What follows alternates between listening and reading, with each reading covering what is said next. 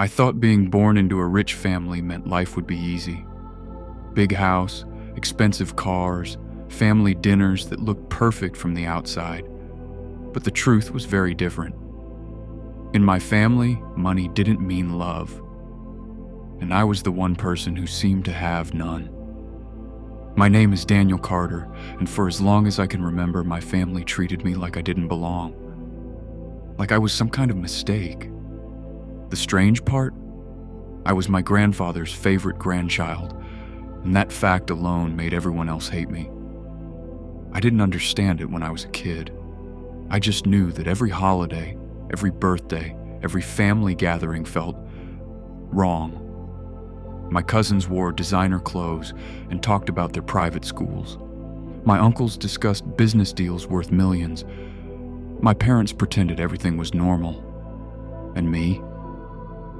I was the quiet one sitting at the end of the table. The one nobody asked questions about. The one nobody cared to listen to. Sometimes my Aunt Rebecca would look at me with a fake smile and say things like, "Daniel is different. Different." That word followed me my entire life. Not talented like my cousin Mark, not ambitious like my cousin Laura, not impressive like the rest of them, just different. But my grandfather never treated me that way. To him, I wasn't invisible. I was important. His name was Arthur Carter. He built the Carter family fortune from nothing. Everyone respected him. Everyone feared him. But when he talked to me, he was just Grandpa. When I was 10 years old, he once told me something that stayed in my mind for years. He said, "Daniel, never trust people who only respect money. Those people have nothing else." At the time, I didn't fully understand what he meant. But years later, those words would make terrifying sense. Growing up in our mansion felt strange. Not because it was big, but because it felt cold. The walls were beautiful. The furniture cost more than most people's houses, but there was no warmth. My parents were always busy. My father worked for my grandfather's company, trying to prove he deserved it. My mother spent most of her time attending charity events and social parties. And the rest of the family? They competed with each other constantly. Who had the newest car? Who closed the biggest deal? Who made the most money? I didn't care about any of it. And that made me an outsider. When I turned 18, something happened that made everything worse. During a large family dinner, my cousin Mark laughed and said something in front of everyone. "Daniel is probably the only Carter who will never be successful." Everyone laughed, even my father. I tried to smile like it was a joke, but inside, something broke. The only person who didn't laugh was my grandfather. He slowly put down his fork, looked directly at Mark, and said something that silenced the entire table. "Careful, Mark." His voice was calm, but dangerous. Sometimes the person you underestimate the most is the one who surprises you. No one said another word after that. But from that moment on, the way my family looked at me changed. Not better, worse. Because now they believed something. Something I didn't even understand yet. They believed that my grandfather had plans for me, and in a family obsessed with money. That was a very dangerous thing. I didn't know it yet. But years later, when my grandfather would call everyone together to read his will, everything would explode. Secrets would come out. People would show their true faces, and the family that treated me like garbage my entire life would suddenly look at me very differently. But the worst part? The moment that started it all happened on a quiet Tuesday morning, when I received a phone call that made my hands start shaking. My grandfather's assistant spoke only 5 words. "Daniel, you need to come immediately." And when I arrived at the mansion, I saw something that made my stomach drop, because the entire family was already there. The moment I walked into the mansion that morning, I knew something was wrong. Not just wrong, terribly wrong. The house was silent, no music, no staff moving around, just a heavy feeling in the air. The kind that makes your chest feel tight before anyone even says a word. When I entered the main living room, I saw my entire family sitting together. My parents, my uncles, my aunts, my cousins, all of them.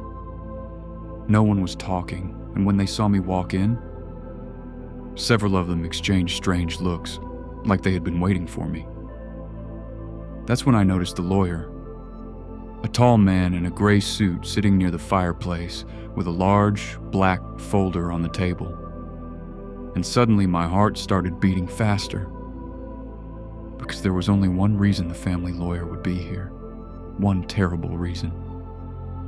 My cousin Laura was the first one to speak. Her voice sounded fake and dramatic. "Daniel, you're finally here." Something about the way she said it made my skin crawl. I looked around the room.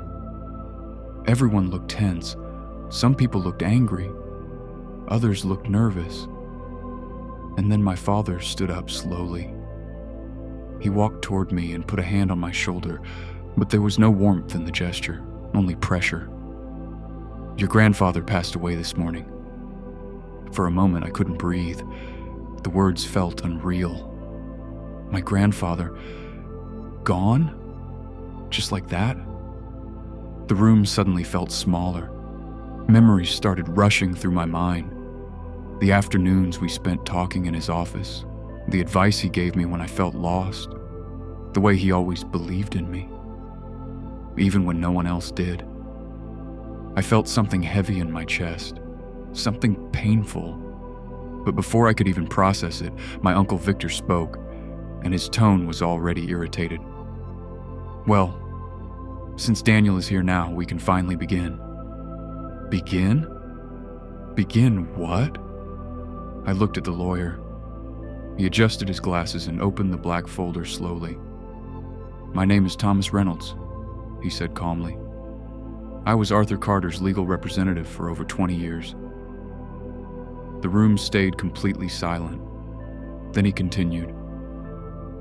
"Mr. Carter left very clear instructions regarding the reading of his will. That's when something strange happened. Several members of my family glanced at me again.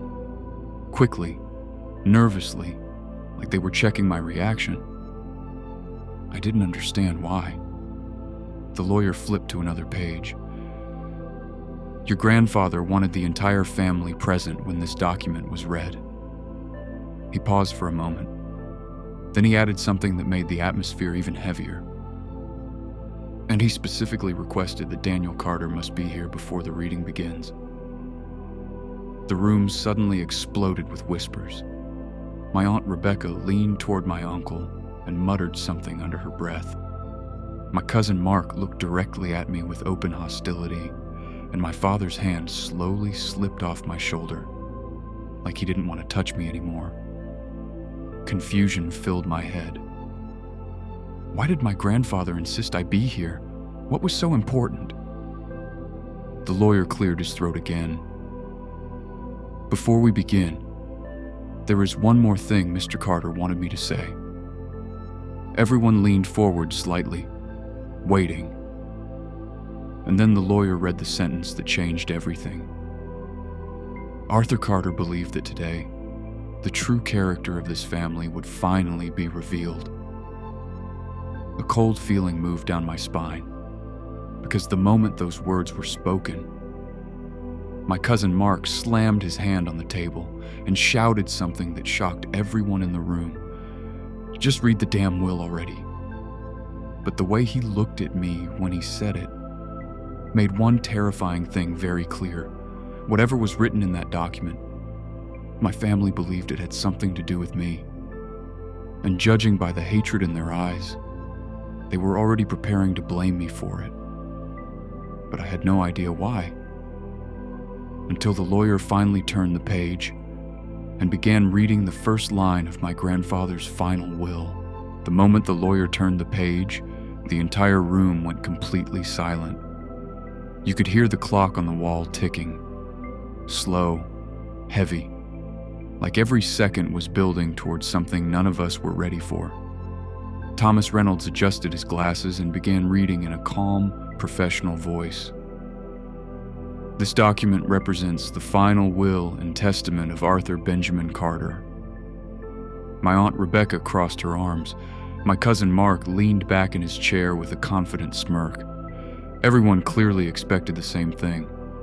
The fortune would be divided between the family members, businesses to the sons, properties to the daughters, money spread out between grandchildren, simple, predictable.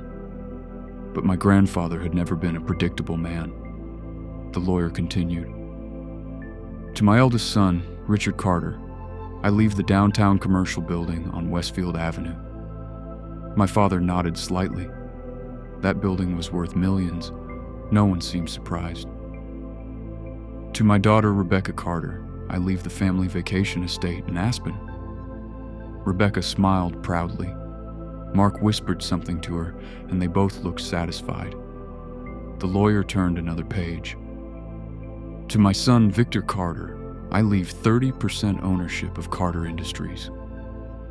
My Uncle Victor exhaled loudly with relief, but something about the numbers made people shift in their seats. Because Carter Industries was the heart of the family fortune, and 30% was not everything. In fact, it was far from it. My cousin Laura seemed to notice the same thing. She frowned. "Wait," she said suddenly. "That's only 30%. The lawyer calmly nodded. "Yes." Her voice sharpened. "So where's the rest of the company going?" For the first time since the reading began, the lawyer hesitated. Just for a moment. Then he looked down at the document again. But before he could continue, my cousin Mark laughed, a loud, arrogant laugh. "Oh, relax," he said. "Grandpa obviously left the rest to Dad or Uncle Victor." He leaned back confidently. "Daniel probably gets the old books from the library or something." Several people chuckled. I stayed quiet. I was used to this. But then the lawyer raised his hand slightly. "Please allow me to continue." The room fell silent again. He turned another page, and then he read the next line. To my grandson, Mark Carter, I leave my classic car collection.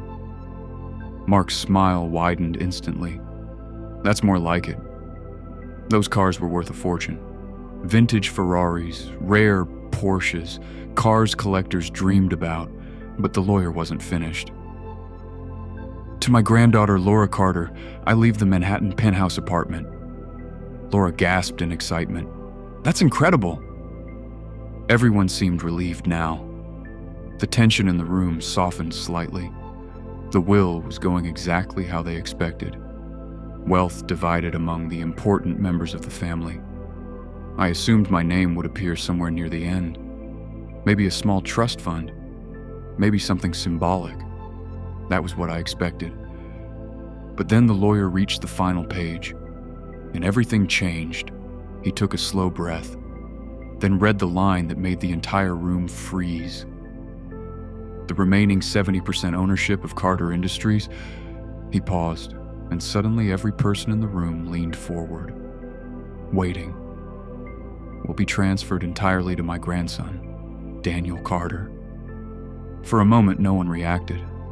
It was like the words didn't register, like the room itself needed time to understand what had just happened. Then chaos exploded. What? That's impossible. There must be a mistake. My Aunt Rebecca stood up so quickly her chair fell over. My Uncle Victor slammed his hand on the table. That company belongs to this family. My cousin Mark turned toward me slowly, his face red with rage. You? I couldn't even speak. 70%? That meant I would control the entire company, the family empire, the fortune my grandfather built. The lawyer calmly continued reading.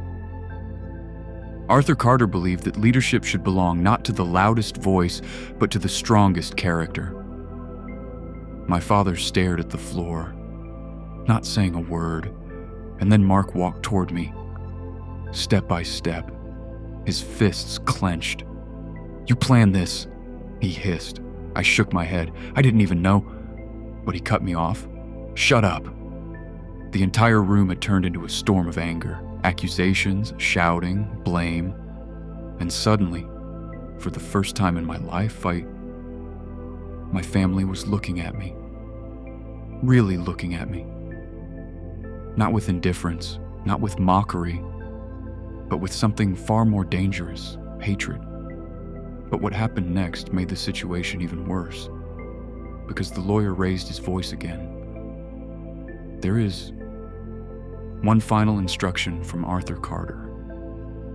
The room slowly fell quiet again, and when he read the next sentence, every single person turned toward me, because the will didn't just give me the company, it also gave me something else. Something that made the entire family explode with fury. The room felt like it was about to collapse from tension. Everyone stared at the lawyer, waiting. Mark stood only a few feet away from me, breathing heavily like he was ready to explode. "Read it," my Uncle Victor demanded. "What else did he write?" The lawyer looked down at the final page. His expression was calm, but I noticed something strange, almost like he expected this reaction. Then he spoke. Arthur Carter included one final condition attached to the inheritance. A condition. The word alone made the room restless again. Rebecca crossed her arms tightly. "Oh, this should be good," the lawyer continued. "In order for Daniel Carter to officially receive the 70% ownership of Carter Industries." He paused. The silence felt endless. "He must serve as CEO of the company for 1 full year." Mark scoffed loudly. "That's it?" But the lawyer raised a finger. "I have not finished." Then he read the part that made the air leave the room. During that year, no other family member may interfere with company decisions, challenge authority, or attempt to remove Daniel Carter from his position. Victor slammed his fist on the table. "This is ridiculous!" Rebecca looked furious. "You're telling us he gets the company and we're supposed to sit quietly while he runs it?" The lawyer nodded. "Those were Mr. Carter's exact instructions." Mark began pacing the room like a caged animal. "This is insane," he muttered. "He doesn't know anything about business." Laura added quickly, "He's never even worked at the company." I wanted to speak, to explain something, but honestly, my mind was spinning, because they were right. I had never worked at Carter Industries. I had never asked for any position. In fact, I had spent the last 5 years doing something my family considered embarrassing. I was a school teacher, a simple high school history teacher. When my cousin Mark found out years ago, he laughed for 10 minutes straight. "A Carter working for a salary?" he had said. "Pathetic." And now, according to the will, I was supposed to run the entire family empire. My father finally spoke for the first time since the reading began. His voice was quiet, cold. "You manipulated him." I looked at him in shock. "Dad, I swear I..." But he interrupted me. "Don't call me that right now." Those words hurt more than anything Mark had said, but the lawyer continued calmly. "There is also a second clause." Everyone groaned. "What now?" Rebecca snapped. He read directly from the page. "If Daniel Carter successfully runs the company for 1 year," my Uncle Victor leaned forward, "then the 70% ownership becomes permanent." Mark's eyes widened. "And if he fails?" The lawyer didn't hesitate. "If Daniel Carter resigns, is removed, or fails to perform his duties within that year?" He turned the page slowly. "Then the entire 70% will be donated to multiple national charities." The room went completely silent again. Charities? Not the family, not the company executives, charities. Victor looked like he might faint. Rebecca whispered, "He wouldn't dare." But we all knew the truth. My grandfather absolutely would dare. Mark suddenly started laughing again, but this time the laugh sounded cruel. "Well, that's perfect," he said. He turned to me with a cold smile. "Because there's no way you survive a year." Laura nodded immediately. "The board will destroy him." Victor added darkly, "The investors will panic." Rebecca smirked, "And the media will eat him alive." My father still hadn't looked at me. Not once. Then Mark stepped closer again, only inches away now. "You know what's funny?" he said quietly. "You spent your whole life being the weakest Carter." His voice dropped even lower. "And now Grandpa expects you to run the empire." He smiled slowly. "Good luck." Then he whispered something that made my stomach tighten. "Because starting tomorrow, we're going to make sure you fail." And suddenly I realized something terrifying. My grandfather hadn't just left me the company. He had dropped me directly into a battlefield, and every single person in this room was already planning how to destroy me.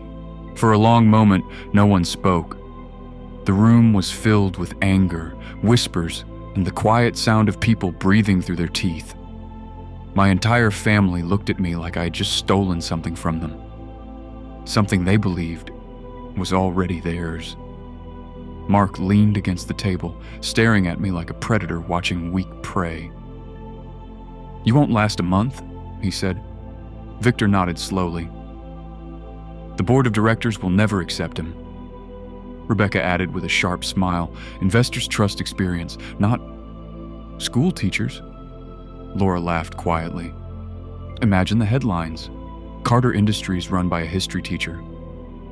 Their words were meant to crush me. And maybe a year earlier, they would have. But something inside me had started to change. Because while they were shouting and insulting each other, I noticed something strange. The lawyer. Thomas Reynolds wasn't surprised by any of this. Not by the anger, not by the threats. He simply closed the folder and looked at me calmly, almost knowingly. And then he said something that shifted everything. "Mr. Carter also left a private letter for Daniel." The room exploded again. "A private letter?" Rebecca snapped. "That's not fair." Victor slammed his hand on the table. "Everything should be shared with the family." But the lawyer shook his head. These were Mr. Carter's instructions. He reached into the folder and pulled out a sealed envelope. My name was written on the front in my grandfather's handwriting. Seeing that familiar handwriting made my chest tighten. For a moment, I didn't move, but Mark stepped forward again. "Open it," he said coldly. I took the envelope slowly. My hands felt heavier than usual. This was the last message I would ever receive from my grandfather. I opened it carefully. Inside was a single page. I started reading silently, but halfway through, my eyes widened, because the letter didn't talk about money or the company. It talked about something else, something my family didn't know. And suddenly my grandfather's plan became clear. Very clear. The lawyer noticed my expression. "Would you like to share it with the room?" he asked calmly. Everyone leaned forward immediately. Rebecca crossed her arms impatiently. "Well?" Mark smirked. "Go ahead. Let's hear Grandpa's final wisdom." I looked at the letter again. Then I looked at my family. All of them staring at me, waiting, hungry. So I read the letter out loud.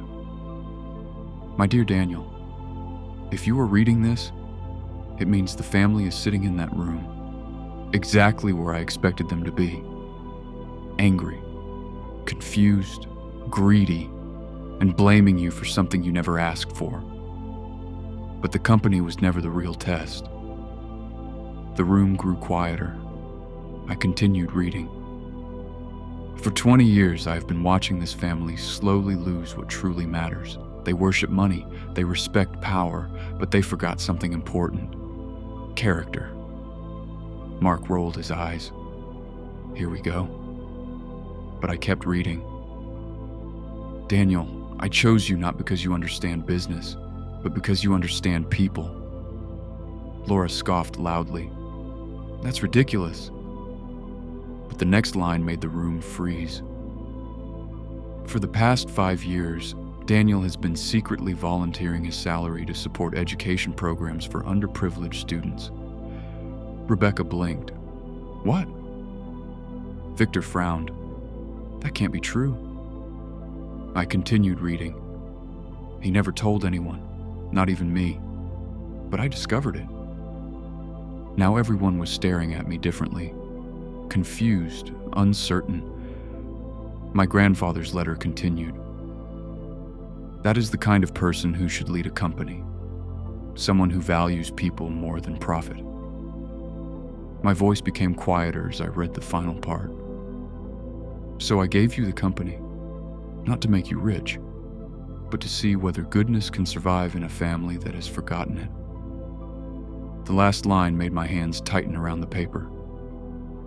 And if the family tries to destroy you, then the charities will receive everything, because they deserve it more. When I finished reading, the room was silent. No one laughed, no one spoke. For the first time in my life, my family looked unsure. But the silence didn't last long. Mark suddenly started clapping slowly, mockingly. Well done, he said. Then his smile disappeared. But don't think that changes anything. Victor stood up. This is still our company. Rebecca nodded.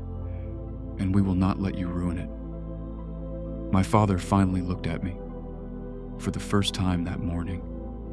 But there was no pride in his eyes, only disappointment.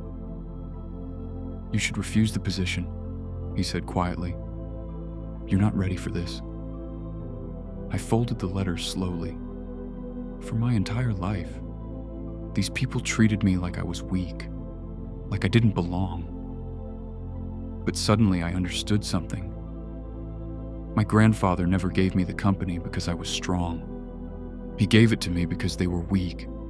I looked around the room, at every single person who had underestimated me, and I said something none of them expected. I'm not refusing. Mark's smile faded instantly. The shouting lasted for almost 10 minutes. My family argued with the lawyer. They threatened lawsuits. They accused me of manipulation. But none of it mattered. The will was legal. The documents were final. And the position of CEO now belonged to me. Eventually, the lawyer packed his folder and stood up. The first board meeting will take place tomorrow morning, he said. Then he looked directly at me. Mr. Carter, you should prepare. Prepare. That word echoed in my head long after everyone left the mansion, because deep down, I knew tomorrow would be war. But something unexpected happened during that year. Something none of them predicted. On my first day as CEO, the board of directors looked skeptical. They expected an inexperienced teacher, someone nervous, someone easy to control. But they didn't know something about teaching. When you stand in front of 30 teenagers every day, you learn how to handle pressure. You learn how to speak clearly. And most importantly, you learn how to listen. Instead of pretending to be a business genius, I did something simple. I asked questions. I listened to employees. I met with department managers. I walked through offices and factories. Within weeks, I started noticing problems the executives had ignored for years. Overpaid consultants, wasteful spending, projects designed only to impress investors instead of helping customers. When I began fixing those issues, something surprising happened. Profits increased, employee morale improved, and the board slowly stopped doubting me. But my family didn't stop trying to sabotage me.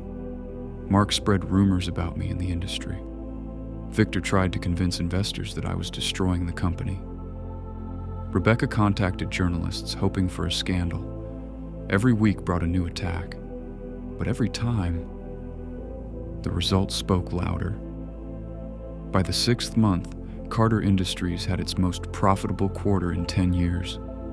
By the 9th month, the company announced a massive education scholarship program, the same program my grandfather mentioned in his letter. And something else changed too. Employees began supporting me. Managers respected my decisions. Even the board members started defending me. But the real moment came on the final day of that year. The entire family gathered again in the same mansion. The lawyer returned with the final documents. My grandfather's condition had been fulfilled. 1 full year as CEO. Successful, stable, and profitable. The lawyer looked around the room. Then he spoke the words everyone already knew were coming. The 70% ownership of Carter Industries is now permanently transferred to Daniel Carter. No one shouted this time. No one argued, because the numbers didn't lie. The company was stronger than ever. Mark sat quietly. Victor avoided looking at me. Rebecca looked furious but defeated. My father stared at the floor again. But before the meeting ended, I said something unexpected. I want to add something. Everyone looked up. I stood slowly. My grandfather believed this family had forgotten what really matters. The room stayed silent. But I don't want revenge, I continued. I want something better. I looked at each of them. One condition. Mark frowned. What condition? I smiled slightly. Anyone who wants to stay part of this company, I paused, has to earn it. No more automatic positions, no more family privilege, only real work, real results, the same rules everyone else follows. No one answered. But for the first time in my life, I wasn't the invisible one at the table. And as I looked around the room, I realized something strange. My grandfather hadn't just given me the company. He had given me the power to change the family forever.